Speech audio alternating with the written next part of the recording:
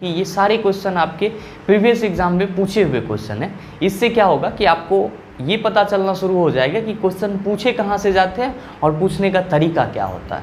तो आइए आज की सेशन की शुरुआत करते हैं और देखते हैं एग्जाम रेलेवेंट क्या कुछ सीख पाते हैं। आइए दोस्तों, आपका जो पहला क्वेश्चन है आज की सेशन का, क्वेश्चन नंबर 1 क्या पूछा है आपसे, बहुत ही आसान सा सवाल। मानव शरीर में प्रचुर मात्रा में कौन सा तत्व है? आपके बॉडी में प्रचुर मात्रा में कौन सा तत्व पाया जाता है? तो आप कहेंगे सर ऑक्सीजन पाया जाता है। और ध्यान में रखेंगे, जब भी आपको इस टाइप का क्वेश्चन पूछा जाए कि मानव शरीर में प्रचुर मात्रा में पाया जाने वाला तत्व या पृथ्वी तल पर पाया जाने वाला सर्वाधिक तत्व आपका, तो आप किसका नाम लेंगे सर? ऑक्सीजन का नाम लेंगे। ध्यान में रखेंगे कि आपके शरीर में, या आप सिंपल कह सकते हो कि मानव शरीर में जो ऑक्सीजन की परसेंटेज होती है, O2 की परसेंटेज होती है, कितनी होती है सर? तो 65% होती है। कितनी होती है सर? 65%। और पृथ्वी तल पर जो ऑक्सीजन है वो कितना है सर? पृथ्वी तल पर ऑक्सीजन तो 46.71%। ध्यान में रखिएगा, जब आपसे पूछा जाए कि पृथ्वी तल पर सर्वाधिक मात्रा में पाए जाने वाला तत्व, तब आप क्या कहिएगा? ऑक्सीजन। मानव शरीर में प्रचुर मात्रा में पाए जाने वाला तत्व, तब आप क्या कहिएगा सर? ऑक्सीजन कहिएगा। मानव शरीर में कितना परसेंट पाया जाएगा? 65%। और पृथ्वी पर 46.71%। अब आप में से बहुत सारे मित्र कहेंगे कि सर क्या इस ऑप्शन में जो कार्बन है, तो कार्बन हमारे बॉडी में नहीं मिलता है, और अगर मिलता है तो कितना परसेंट होता है? तो ध्यान में रखेंगे कि आपके बॉडी में कार्बन की जो परसेंटेज होती है वो होती है 18%। कितनी होती है सर? 18%। आप कहेंगे सर आयरन भी है। जी हाँ सर, आपके बॉडी में आयरन भी पाया जाता है, और आपके बॉडी में जो आयरन का परसेंटेज होता है वो होता है 0.004%। कितना होता है सर? 0.004%। अब आप में से बहुत सारे कहेंगे कि सर नाइट्रोजन भी होता होगा। जी सर, नाइट्रोजन का परसेंटेज आपके बॉडी में कितना होता है? 3% होता है। कितना होता है सर? 3%। तो आपका जो क्वेश्चन पूछा गया है कि मानव शरीर में प्रचुर मात्रा में कौन सा तत्व है, तो आप क्या कहेंगे सर? मानव शरीर में प्रचुर मात्रा में ऑक्सीजन है। तो आपकी इस क्वेश्चन का जो सही आंसर होगा वो क्या हो जाएगा? ऑप्शन नंबर डी हो जाएगा। उम्मीद करते हैं इस चीज़ को आप समझ पाए होंगे। चलते हैं अगले क्वेश्चन की तरफ। आपका जो अगला क्वेश्चन है, क्वेश्चन नंबर 2, बहुत ही आसान सा सवाल और पिछले क्वेश्चन के कंसेप्ट पे आधारित है कि जैव तंत्र में संख्या की दृष्टि से सर्वाधिक बहुतायत में कौन सा तत्व पाया जाता है? तो आप फिर से क्या कहेंगे सर? ऑक्सीजन कहेंगे। मतलब आपकी इस क्वेश्चन का ऑप्शन नंबर बी क्या होगा सर? सही आंसर होगा। तो जो कंसेप्ट आपको मैंने पीछे में दिया पहले क्वेश्चन के लिए, वही कंसेप्ट यहाँ भी लागू होगा। सेम है आपका। नाइट्रोजन कितना परसेंट? 3% होगा। कार्बन कितना परसेंट सर? 18%। तो ये भी क्वेश्चन आपका बहुत ही ईजी था। बस यहाँ पे जैव तंत्र का फर्क था और वहाँ पे आपको मानव शरीर में प्रचुर मात्रा में पूछा गया था। तो दोनों के क्वेश्चन में सिर्फ डिफरेंसेस था। तो इस चीज़ को आप ध्यान में रखिएगा। चलते हैं अगले क्वेश्चन की तरफ। आपका जो अगला क्वेश्चन है, क्वेश्चन नंबर 3 क्या पूछा है आपसे कि निम्नलिखित में से वह पदार्थ कौन सा है जो 14 वर्ष की आयु तक के बच्चों के विकास के लिए अत्यंत आवश्यक है? पहला है आपका प्रोटीन, दूसरा है विटामिन, तीसरा है वसा, चौथा है आपका दूध। मेरे मित्र, आप सभी जानते हैं कि बच्चों को सबसे ज़्यादा किसकी ज़रूरत होती है? प्रोटीन की ज़रूरत होती है। क्यों ज़रूरत होती है? तो सर जो बचपना उम्र होता है वो होता है आपके बॉडी के ग्रो और डेवलपमेंट का। आप क्या होते हो? धीरे धीरे बड़ा होते हो। तो आपके मांसपेशी को या आपके शरीर के संपूर्ण विकास के लिए प्रोटीन का होना बहुत ही ज़रूरी है।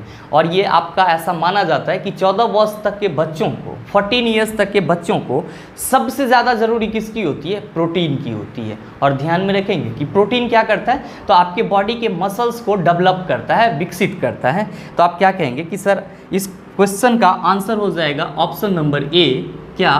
प्रोटीन। क्या हो जाएगा सर? प्रोटीन। अब आप कहेंगे कि सर प्रोटीन किस चीज़ से मिलके बनता है? तो मेरे मित्र, आप सबों को मालूम होना चाहिए कि प्रोटीन जो है वो अमीनो एसिड, या आप कह सकते हैं कि अमीनो अम्ल से मिलके बनता है।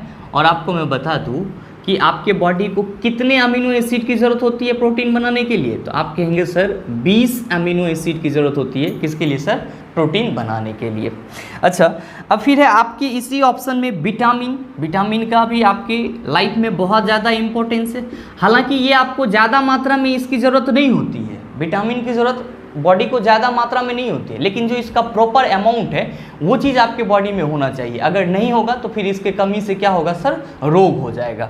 अच्छा ध्यान दीजिएगा कि विटामिन जो है वो जब आपको किसी भी तरह का प्रॉब्लम होता है, आप डॉक्टर के पास जाते हो, डॉक्टर क्या करता है आपको कि वो विटामिन देता है और बोलता है कि आप खा लेना, तो आप कहते हो कि सर विटामिन को फांक जाते हैं। तो ध्यान में रखिएगा कि विटामिन का आविष्कार किसने किया था, तो फंक ने किया था। किसने किया था सर, फंक ने। और यहाँ से आपके एक और महत्वपूर्ण क्वेश्चन पूछे जाते हैं, सर विटामिन 2 प्रकार के होते हैं। एक होता है आपका वसा में घुलनशील, एक कौन सा होता है आपका, वसा में घुलनशील, और दूसरा होता है आपका जल में घुलनशील। विटामिन कितने प्रकार के सर, एक तो वो जो वसा में घुल जाएगा और दूसरा कौन सा होगा सर, जल में घुल जाएगा। तो वसा में घुलनशील और जल में घुलनशील। ध्यान में रखेंगे कि ए, डी, ई और के ये क्या है आपका, वसा में घुलने वाला विटामिन है, जबकि जल में घुलने वाला विटामिन कौन है आपका, बी एवं सी जो है वो क्या है सर, जल में घुलने वाला विटामिन है। और ये भी ध्यान में रखिएगा कि आपके बॉडी को लगभग कितने प्रकार की विटामिन की जरूरत होती है, तो लगभग में 13 प्रकार के विटामिन की जरूरत होती है। कितने प्रकार के विटामिन की जरूरत होती है सर, तो 13 प्रकार के विटामिन की जरूरत होती है।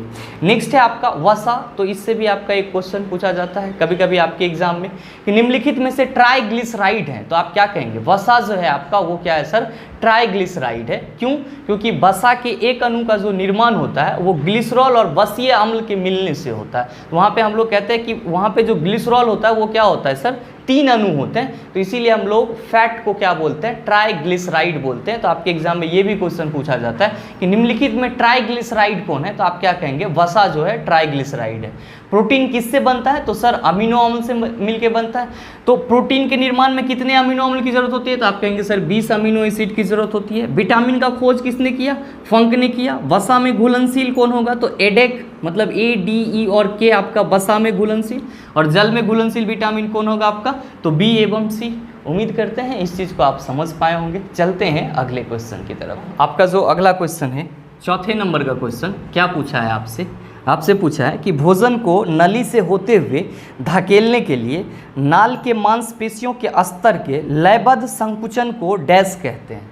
जब भोजन आपका आपके मुख से अंदर जाता है, निगलते हो आप उसको, अपने स्टमक में लाते हो, पेट में लाते हो, तो आपका जो ये ओसोफेगस है, जिसको आप फूड पाइप बोलते हो या ग्रास नली बोलते हो, इसके दीवार में क्या होता है सर, संकुचन होता है। तो ये जो संकुचन होता है ना, तो उसके चलते आपका भोजन क्या होता है, अंदर जा पाता है। तो इस संकुचन को हम लोग संकुचन नहीं बोलते हैं बायोलॉजिकल भाषा में, इसको हम लोग बोलते हैं क्रामाकुंचन बोलते हैं। क्या बोलते हैं सर, क्रामाकुंचन। और इस क्रामाकुंचन का आपका इंग्लिश क्या होता है सर, तो पेरिस्टेलिसिस। पेरिस्टेलिसिस। अब कहिएगा कि सर ये पेरिस्टेलिसिस क्या है, तो ये एक ऐसी प्रक्रिया है जिसमें आपके ग्रास नली के जो मांसपेशी हैं उसमें संकुचन के चलते भोजन क्या होता है, अंदर नीचे जाता है।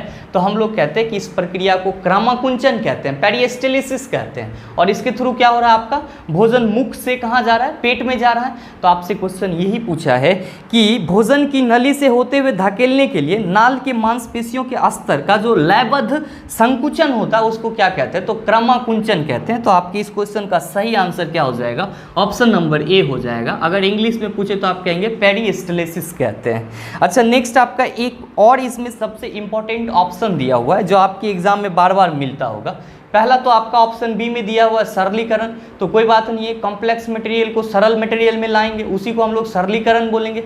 लेकिन यहाँ पे आपका दिया हुआ ऑप्शन सी में बिंदु स्त्राव, ये क्या होता है, तो ध्यान में रखेंगे मित्रों, बिंदु स्त्राव को हम लोग क्या कहते हैं, गुटेशन कहते हैं। क्या कहते हैं, गुटेशन कहते हैं। और ये है क्या, तो प्लांट में जो ट्रांसपीरेशन होता है, वाष्पोत्सर्जन होता है। क्या होता है सर, वाष्पोत्सर्जन होता है, किसमें, पौधा में। तो ये वाष्पोत्सर्जन का एक प्रकार है बिंदु स्त्राव, गुटेशन, जो क्या होती है सर, कि प्लांट में रात के समय में होती है। कब होती है सर, रात के समय में होती है। और गुटेशन में क्या होता है कि प्लांट के जो पत्ती होते हैं, प्लांट के जो पत्ती होते हैं, तो उसके किनारे से वाटर जो है वो बूंद बूंद के रूप में क्या होती है सर, निकलते रहती है।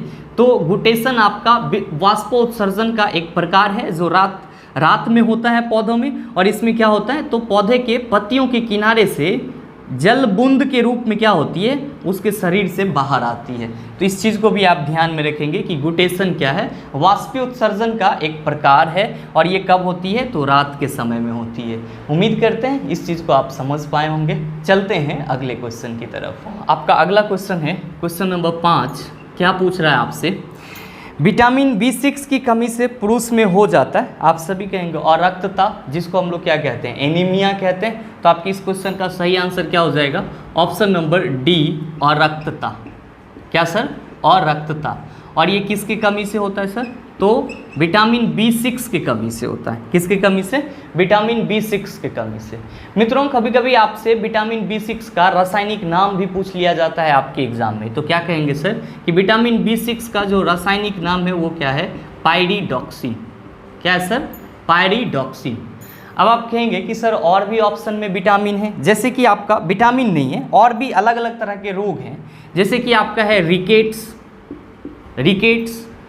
तो आप कहेंगे सर ये विटामिन डी के कमी के चलते होता है। कौन सी विटामिन के चलते सर, विटामिन डी के चलते। विटामिन डी के कमी के चलते रिकेट्स बीमारी होता है, जिसको हम लोग सूखा रोग भी कहते हैं। और ध्यान में रखिएगा कि विटामिन डी का जो रासायनिक नाम होता है वो क्या होता है, कैल्सीफिरॉल होता है। क्या होता है सर, कैल्सीफिरॉल। अच्छा आप कहेंगे कि सर ऑप्शन में एस्कर्बी भी है। ऑप्शन में क्या है सर, एस्कर्बी भी है। तो आप सबों को पता है कि विटामिन सी के कमी से होता है। किसके कमी से सर, विटामिन सी के कमी से। और विटामिन सी का रासायनिक नाम हम लोग क्या कहते हैं, एस्कॉर्बिक एसिड। ध्यान रखिएगा कि इन सब से भी आपके एग्जाम में क्वेश्चन पूछे जाते हैं। हिंदी थोड़ा सा ज़्यादा लटपटा के रहता है, इंग्लिश थोड़ा फ्रेश रहता है। तो इसको हम लोग क्या कहते हैं सर, एस्कॉर्बिक एसिड कहते हैं। किसको, विटामिन सी को। और इसके कमी से कौन सा रोग होता है, तो सर एस्कर्बी रोग होता है। नेक्स्ट है आपका बेरी। तो मित्र याद रखेंगे कि बेरी जो है आपका वो विटामिन B1 के कमी से होता है। किसके कमी से होता है, B1 के कमी से। और जब आपसे विटामिन B1 का रासायनिक नाम पूछा जाए तो आप कहेंगे सर थायमीन होता है। क्या होता है सर, थायमीन होता है। तो आपसे जो क्वेश्चन पूछा गया है कि विटामिन B6 की कमी से पुरुष में हो जाता है, तो अरक्तता, एनीमिया। तो आपके इस क्वेश्चन का सही आंसर ऑप्शन नंबर डी। चलते हैं अगले क्वेश्चन की तरफ। आपका अगला क्वेश्चन है क्वेश्चन नंबर 6। बहुत ही आसान सा सवाल, बहुत बार आप लोग इसको बनाए होंगे। अस्थियों से मांसपेशियों को जोड़ने वाला संयोजी उत्तक डैश कहलाता है। ध्यान दीजिएगा, आपको दो क्वेश्चन बार बार पूछता है। पहला, अस्थि मांसपेशी को जोड़ने वाला संयोजी उत्तक, या आप कह सकते हैं मसल्स को जोड़ने वाला, बोन और मसल्स को जोड़ने वाला। ध्यान में रखेंगे कि जब भी बोन और मसल्स पूछे आपको तो आप क्या कहेंगे सर, टेंडम कहेंगे। क्या कहेंगे, टेंडम। और इसका हिंदी क्या होता है सर, कंडरा होता है। क्या होता है, कंडरा।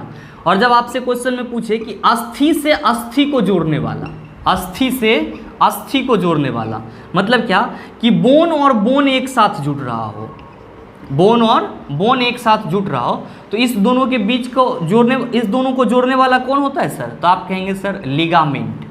क्या कहेंगे सर, लिगामेंट कहेंगे, जिसका हिंदी क्या होता है, स्नायु होता है। क्या होता है सर, स्नायु होता है। तो ये दो चीज़ में कन्फ्यूजन रहता है। बोन और मसल्स पूछे तो टेंडम कहेंगे, बोन पूछे तो लिगामेंट कहेंगे। आपसे क्वेश्चन क्या पूछा है, अस्थियों से मांसपेशियों को जोड़ने वाला संयोजी उत्तक क्या कहलाता है, तो आप कहिए सर टेंडम, कंडरा कहलाता है। तो आपकी इस क्वेश्चन का सही आंसर क्या हो जाएगा, ऑप्शन नंबर ए हो जाएगा। तो उम्मीद करते हैं इस क्वेश्चन को आप समझ पा रहे होंगे। चलते हैं अगले क्वेश्चन की तरफ। आपका जो अगला क्वेश्चन है क्वेश्चन नंबर 7। क्या पूछ रहा है आपसे पूछ रहा है कि निम्नलिखित में से कौन सी ग्रंथि सेक्स हार्मोन का स्राव करती है। मेरे मित्र आप सबों को मालूम होना चाहिए, एड्रीनल ग्रंथि। आपके इस क्वेश्चन का ऑप्शन नंबर ए, एड्रीनल ग्रंथि। ये क्या करती है सर, तो सेक्स हार्मोन का स्राव करती है।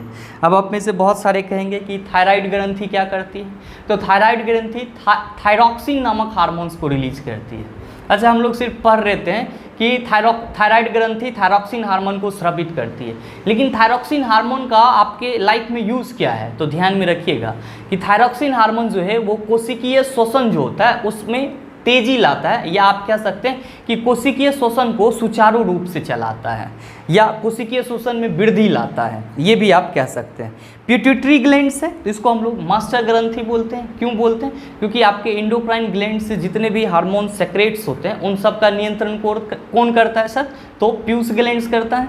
और ध्यान में रखेंगे कि पिट्यूटरी ग्लैंड से ही आपका कौन सा हार्मोन रिलीज होता है? तो वृद्धि हार्मोन रिलीज होता है। नेक्स्ट है आपका तेल या सेबेसियस ग्रंथि।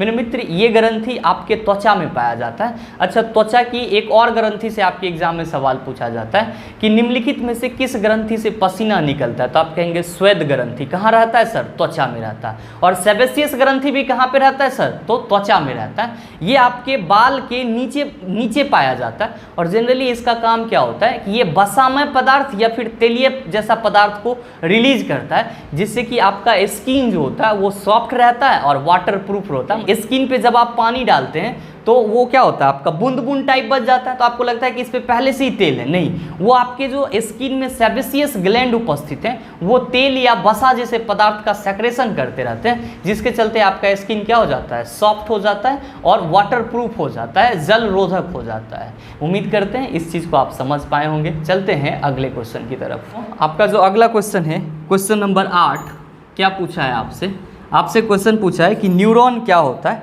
तो सिंपल, तंत्रिका तंत्र की क्या है सर? आधारभूत इकाई है। और एक चीज़ और ध्यान में रखिएगा कि आपसे कभी कभी आपके एग्जाम में ये भी पूछा जाता है कि सबसे लंबी कोशिका किसकी होती है? तो आप कहेंगे तंत्रिका तंत्र की होती है। तो आपकी इस क्वेश्चन का सही आंसर क्या हो जाएगा सर? ऑप्शन नंबर डी हो जाएगा। चलते हैं अगले क्वेश्चन की तरफ। आपका जो अगला क्वेश्चन है 9वें नंबर का क्वेश्चन, क्या पूछा है आपसे पूछा है कि 5 जगत वर्गीकरण किसने किया था? अभी जो हम लोग बायोलॉजी में 5 किंगडम पढ़ रहे हैं, किसके बारे में? आप कहिएगा sir Monera, protista, fungi, Plantae और एनिमेलिया। इन सब के बारे में जो पढ़ रहे हैं इसी को हम लोग क्या बोलते हैं? 5 किंगडम बोलते हैं, 5 जगत बोलते हैं। और इसके खोजकर्ता कौन थे सर? तो विटेकर्थ। तो आपकी इस क्वेश्चन का सही आंसर क्या हो जाएगा सर? ऑप्शन नंबर ए हो जाएगा। ठीक है।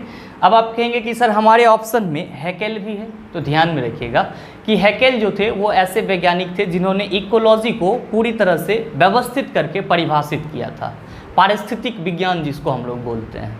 और साथ ही साथ अगर आपसे कभी ये क्वेश्चन पूछ दे कि पारिस्थितिक विज्ञान शब्द का यूज सबसे पहले किसने किया या पारिस्थितिकी शब्द का यूज सबसे पहले किसने किया, तो आप कहेंगे रीटर। और कहेंगे कि पारिस्थितिक विज्ञान को पूरी तरह से डेवलप और परिभाषित किसने किया, तो आप क्या कहेंगे सर? हैकेल। शब्द का प्रयोग रीटर ने किया और उसको पूरी तरह से डिफाइन किसने किया? हैकेल ने किया। आपका अगला है ऑप्शन सी, लिनियस। आप सबों को मालूम है कि कैरोलस लिनियस को हम लोग क्या कहते हैं कि द्विजगत जो आपका वर्गीकरण प्रणाली था उसके जनक बोलते हैं इसको, या हम लोग कहते हैं कि कैरोलस लिनियस जो हैं वो बायोलॉजी में वर्गीकी के पिता कहे जाते हैं, टैक्सोनॉमी के पिता कहे जाते हैं। कैरोलस लिनियस को क्या कहा जाता है सर? बायोलॉजी के वर्गीकी, टैक्सोनॉमी का जनक बोला जाता है। और मेरे मित्र आपसे पूछा गया है, अब आपका नेक्स्ट ऑप्शन है कॉपलैंड। तो ध्यान रखेंगे कॉपलैंड के बारे में कि कॉपलैंड ऐसे पहले वैज्ञानिक थे जिन्होंने एक कोशिकीय जीव को, यूनिसेलुलर ऑर्गेनिज्म को, एक कोशिकीय जीव को किस में डिवाइड करा सर? मोनेरा और प्रोटिस्टा में डिवाइड करा था। किसमें? मोनेरा और प्रोटिस्टा में। तो आपको कहीं भी अगर कॉपलैंड का नाम मिले तो आप समझ जाइएगा कि मोनेरा और प्रोटिस्टा में एक कोशिकीय जीव को डिवाइड करने वाला ये साइंटिस्ट था। टैक्सोनॉमी, वर्गीकी के पिता, तो आपसे जब वर्गीकी का पिता पूछा जाए तो कैरोलस लिनियस कहिएगा। और 5 जगत के वर्गीकरण किसने किया था? तो विटेकर ने किया था। कौन कौन सा था? मोनेरा, प्रोटिस्टा, फंगी, प्लांटे और एनिमेलिया। हैकेल के बारे में जब भी आपसे पूछा जाए तो कहेंगे कि हैकेल ऐसे वैज्ञानिक थे जिन्होंने पारिस्थितिकी को, इकोलॉजी को डिफाइन करा था। और पारिस्थितिकी के लिए शब्द का सबसे पहला चयन किसने किया था? तो रीटर ने किया था। उम्मीद करते हैं इस चीज़ को आप समझ पाए होंगे। चलते हैं अगले क्वेश्चन की तरफ। आपका जो अगला क्वेश्चन है, क्वेश्चन नंबर 10, क्या पूछा है आपसे? क्वेश्चन पूछा है कि जीवों के उनके पर्यावरण के संबंध में अध्ययन को क्या कहा जाता है? मतलब किसी भी जीव का जो इन्वायरमेंट के साथ संबंध होता है उसको हम लोग क्या कहते हैं? तो पारिस्थितिक विज्ञान कहते हैं। तो आपके इस क्वेश्चन का सही आंसर ऑप्शन नंबर डी हो जाएगा, पारिस्थितिकी विज्ञान।